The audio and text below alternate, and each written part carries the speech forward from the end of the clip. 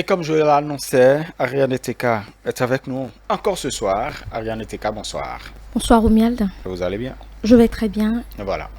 Aujourd'hui, nous parlerons du contentieux foncier. Effectivement. Mesdames, Mesdemoiselles et Messieurs, bonsoir.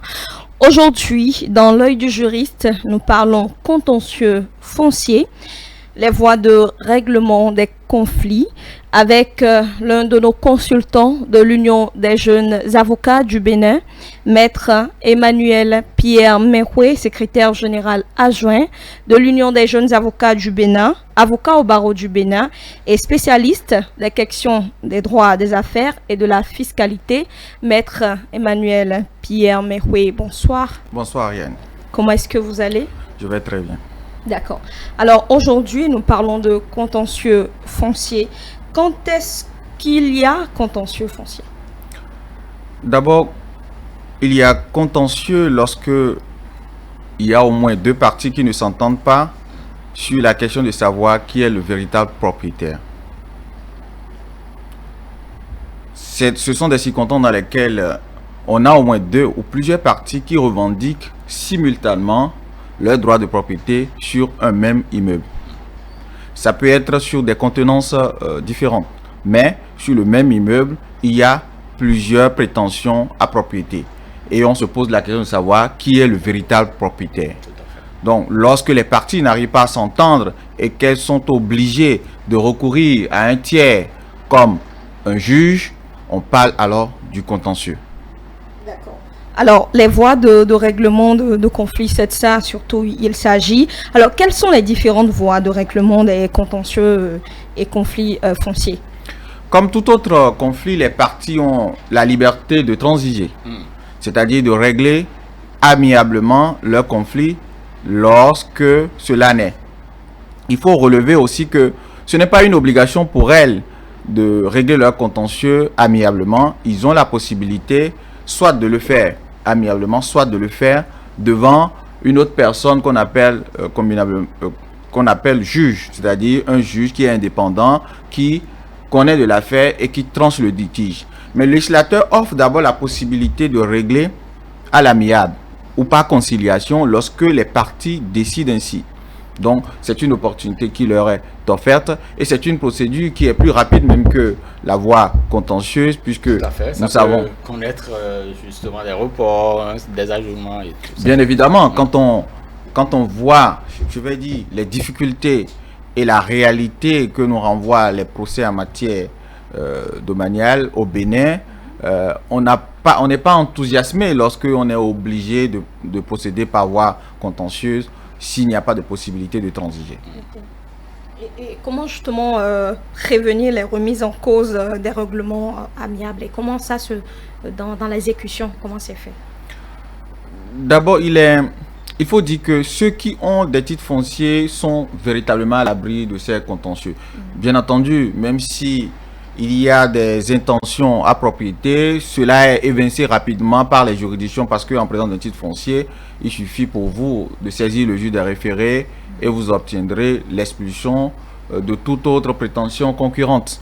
Mais lorsque vous n'avez pas un titre foncier, les mécanismes de prévention de ces litiges, ces mécanismes sont du ressort de l'État par rapport à la gestion du foncier de façon globale. Lorsque vous voyez dans certaines communes que le même immeuble peut être vendu par une commune à deux personnes différentes, ce n'est pas de nature à apaiser les tensions de part et d'autre. De sorte qu'une meilleure gestion du foncier est, je vais dire, l'acte premier qui permet de prévenir les contentieux.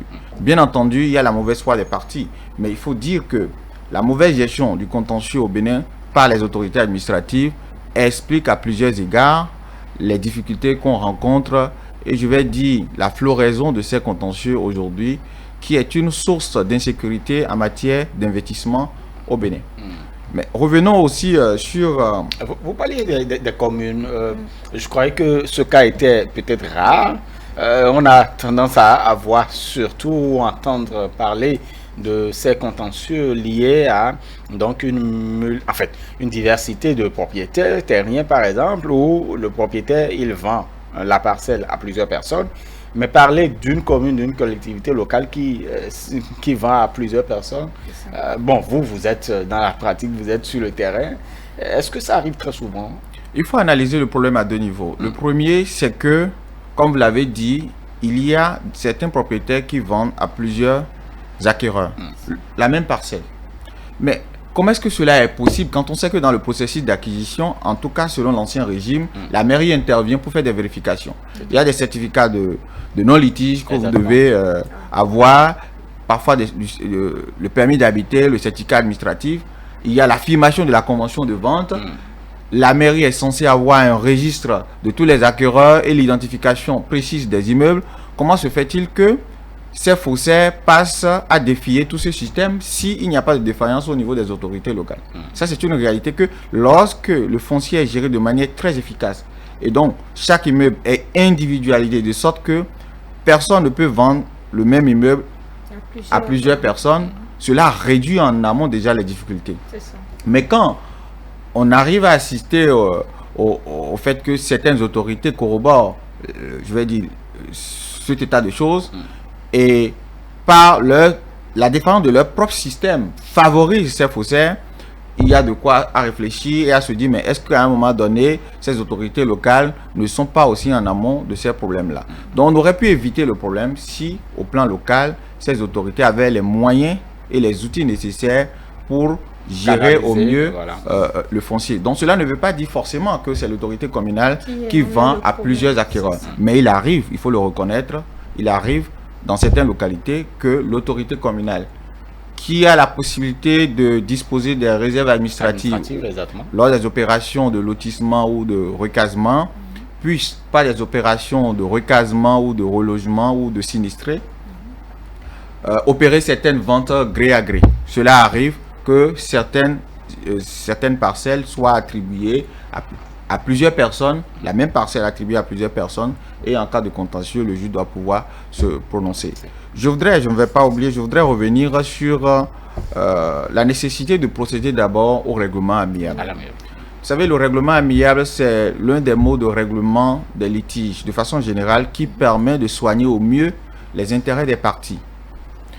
Comme on le dit souvent, un mauvais arrangement vaut mieux qu'un bon procès. Parce qu'en réalité, quand vous allez devant le juge, il tranche. Et il n'est pas forcément le mieux avisé pour apprécier les intérêts des uns et des autres. De toute façon, lorsque vous allez à un règlement amiable, vous appréciez au mieux ce que vous laissez tomber et ce que vous gagnez. Et cela soigne aussi les relations. Chacun doit laisser tomber quelque chose entre les parties. Mais au-delà de ces avantages, cela permet aux parties de régler très rapidement leurs différends. En choisissant un conciliateur, la loi n'a pas imposé une méthode particulière pour choisir un conciliateur, ou d'aller devant le tribunal de conciliation qu'on a souvent au niveau des mairies. Et c'est les autorités de la mairie qui constituent ces instances, qui concilient les parties, qui essaient de trouver une solution amiable entre les différents protagonistes, et cela est sanctionné par un procès verbal. Ce procès verbal peut être soumis au président du tribunal pour homologation. Cela a l'avantage de permettre à chacune des parties de disposer très rapidement de sa parcelle selon la décision qui aura été rendue par ce tribunal de conciliation, ou celui qui est désigné comme médiateur pour régler amiablement ce problème-là. Donc, il faut privilégier d'abord cette voie-là.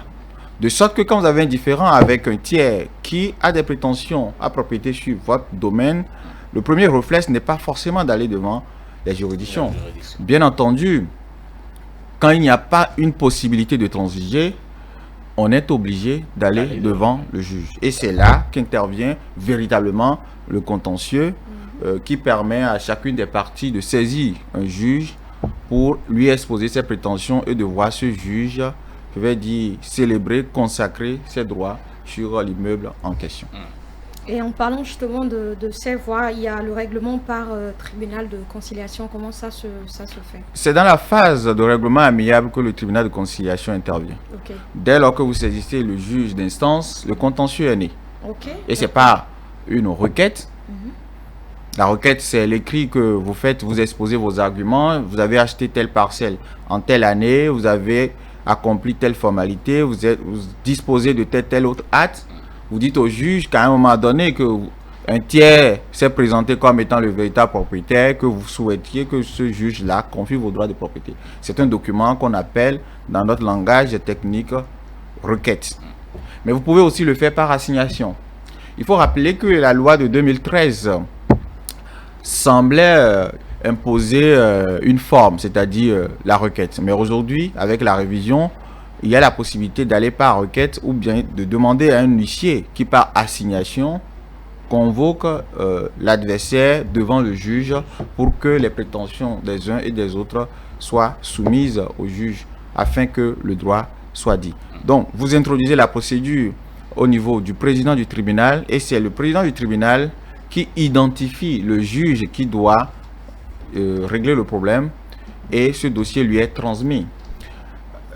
L'organisation est faite non seulement par la loi, ce qu'indique la loi et ce que la pratique doit normalement revêtir, c'est que le greffier en chef est le bras armé du tribunal dans cette procédure-là. Parce qu'on estime que les protagonistes ne sont pas forcément des professionnels de droit. Donc, ils ont pu ignorer la procédure régulière qu'il faut adopter, c'est-à-dire lorsqu'ils déposent la requête, prendre de convocation, notification de convocation. En réalité, ce sont des diligences qui sont de la compétence du greffier en chef.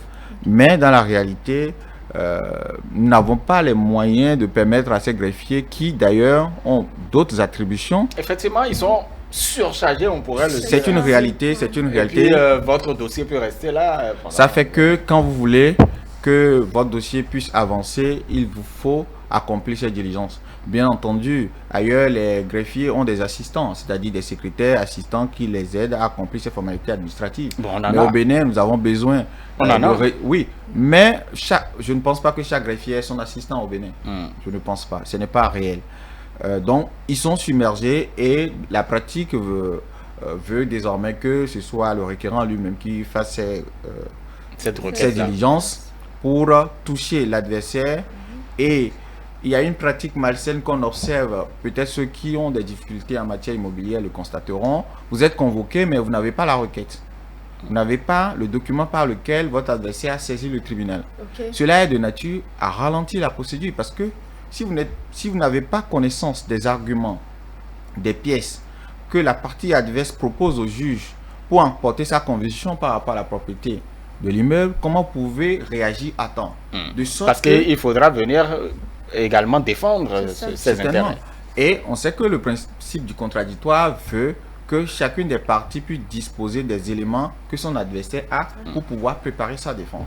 Donc il arrive souvent que les convocations sont envoyées sans respecter la loi. Or la loi demande que lorsque vous envoyez la convocation à votre adversaire, que cette convocation soit accompagnée non seulement de votre requête, mais aussi des pièces qui fondent vos prétentions pour que votre adversaire puisse véritablement se préparer. Je ne vais pas oublier de préciser que le législateur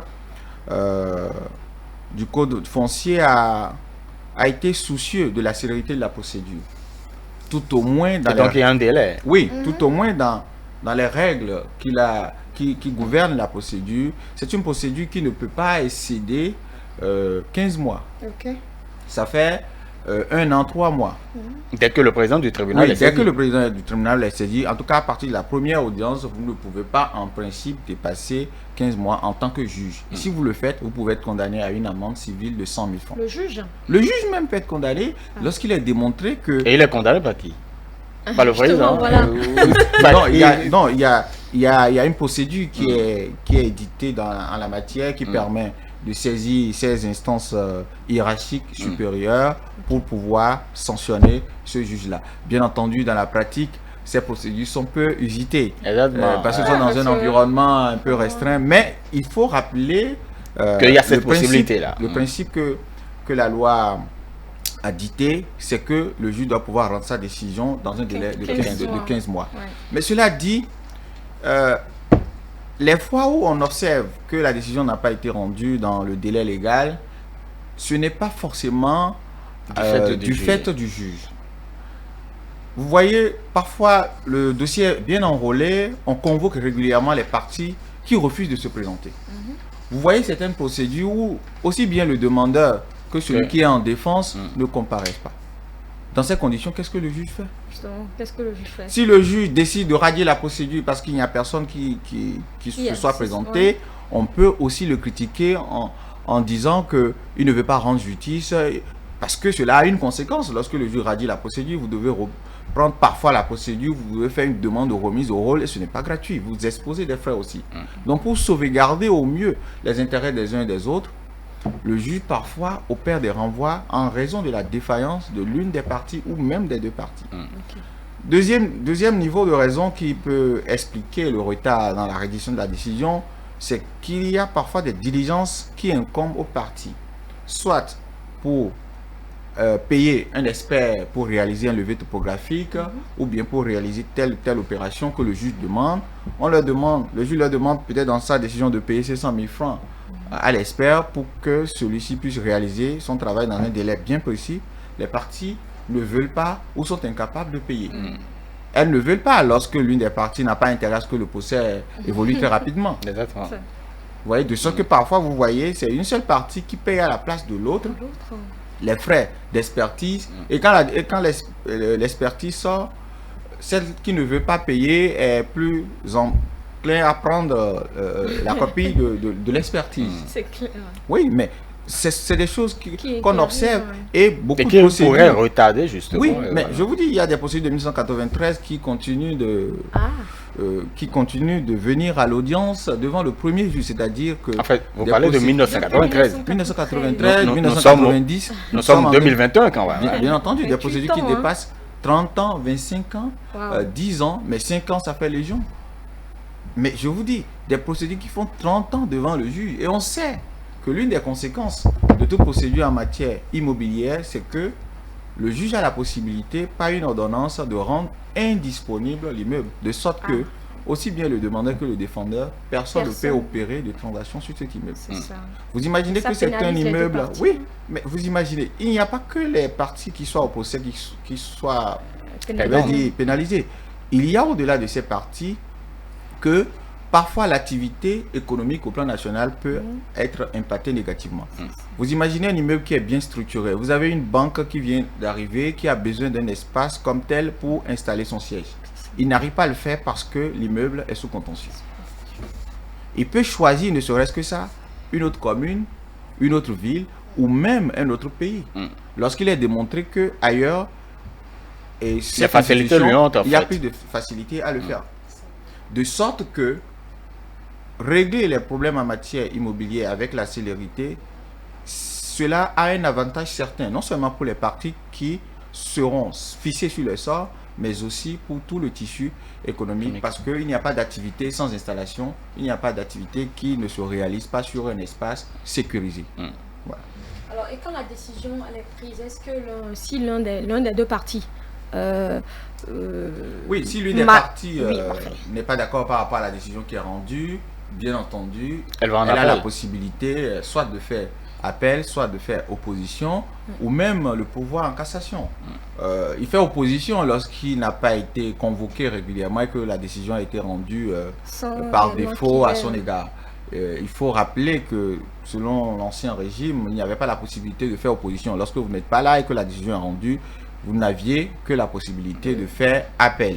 Mais aujourd'hui, avec le nouveau régime, la nouvelle loi portant code foncier domanial, il y a la possibilité de faire opposition lorsque vous n'avez pas été régulièrement convoqué et donc vous n'avez pas été en mesure d'exposer vos moyens devant le premier juge. Donc faire opposition pour revenir devant le même juge qui peut juger dans un autre sens lorsque, bien entendu, vous présentez des arguments qui sont fort convaincants. Il y a aussi l'appel qui est la possibilité donnée à toute personne qui succombe à l'instance, c'est-à-dire qui perd le procès devant le premier juge, de faire appel, c'est-à-dire de déférer le contentieux devant l'instance supérieure et de voir si cette instance réexaminer le procès, réexaminer les pièces produites par chacune des parties et de prendre une décision. Il faut rappeler à l'attention des téléspectateurs que aujourd'hui la réforme présente un intérêt pour, je vais dire, toutes les parties au procès. Avec le code de 2013, même la décision de la cour d'appel n'était pas exécutoire.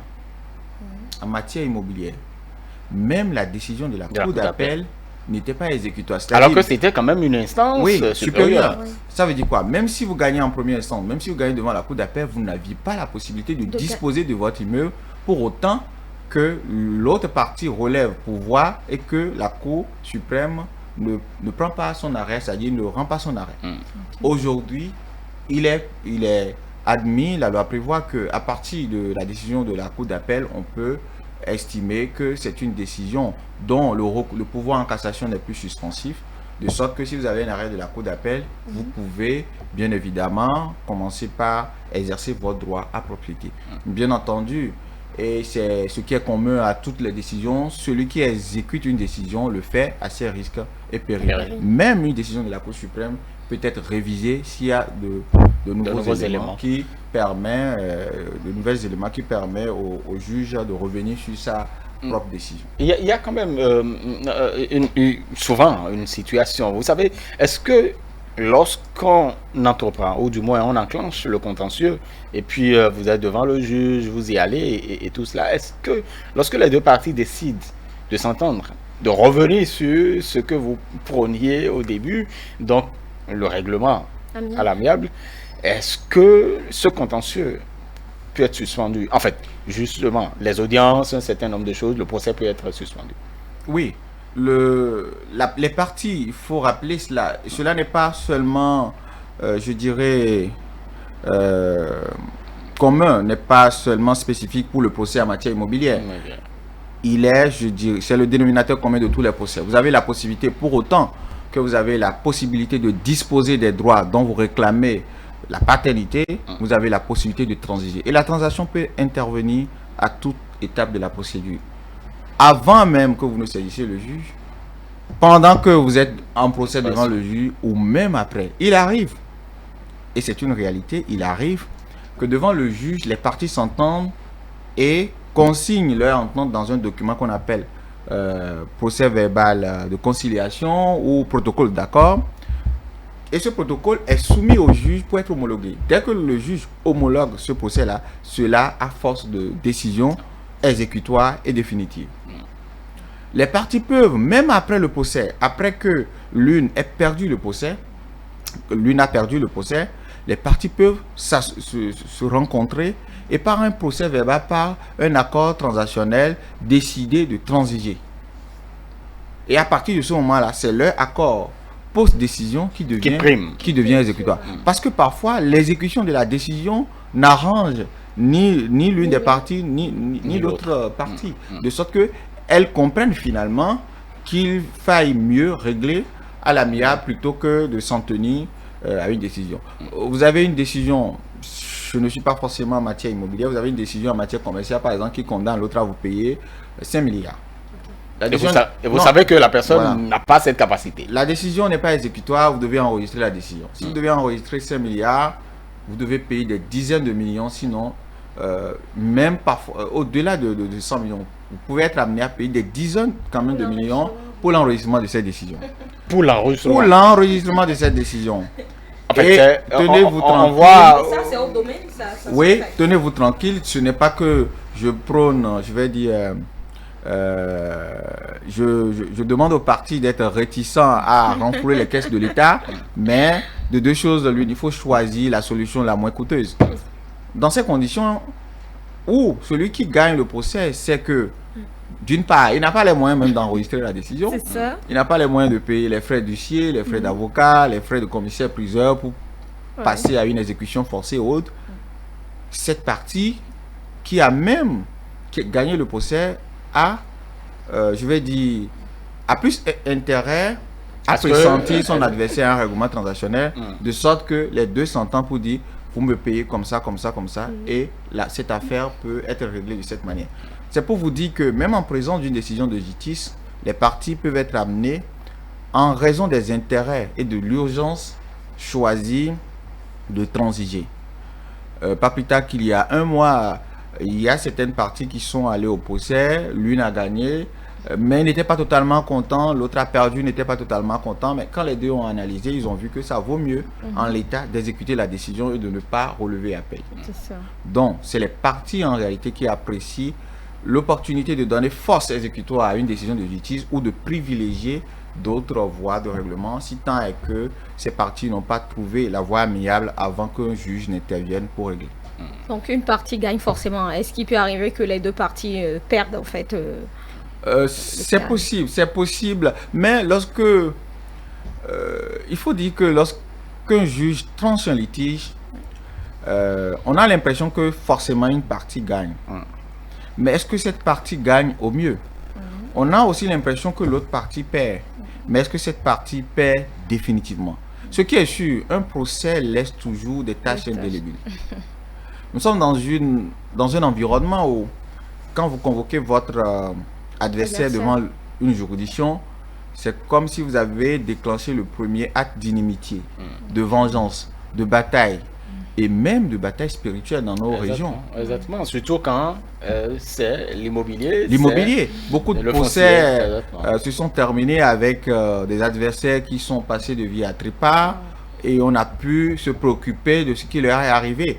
Bien entendu, si la preuve n'est pas rapportée que l'une a été la cause de la mort de l'autre, il ne sera pas poursuivi. Mais cela fait craindre, cela fait que parfois d'autres parties se disent mais je ne veux plus aller devant les juridictions parce que quand on y va, voilà les conséquences. Au-delà même de ce procès, au-delà du combat juridique qui est fait souvent par les avocats, il y a d'autres combats qui se nouent derrière, qui ne sont pas forcément, je vais dire, favorables à toutes les parties pour la survie des parties. De sorte que aller au procès, c'est une décision d'abord grave. Dans un environnement où le taux de juridicité est trop faible, dans un environnement où on ne comprend pas que c'est son droit que d'aller devant le juge, que ce n'est pas une question d'inimitié que d'aller devant le juge. C'est parce qu'on n'arrive pas à s'entendre. Il faut aller devant une troisième personne.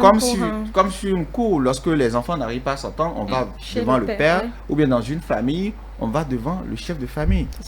Nous sommes dans un environnement aujourd'hui où de plus en plus les chefs de famille disparaissent, de sorte que quand il y a un contentieux immobilier dans un domaine de tenue coutumière, les autorités locales étant absentes, je vais dire traditionnelles étant absentes, les parties sont obligées d'aller devant le juge. Donc le seul fait d'aller devant un juge ne devrait pas être une cause pour déclencher une bataille sur tous les plans. Il s'agit d'un débat juridique qui est de savoir qui est propriétaire et on devrait s'en tenir à cela.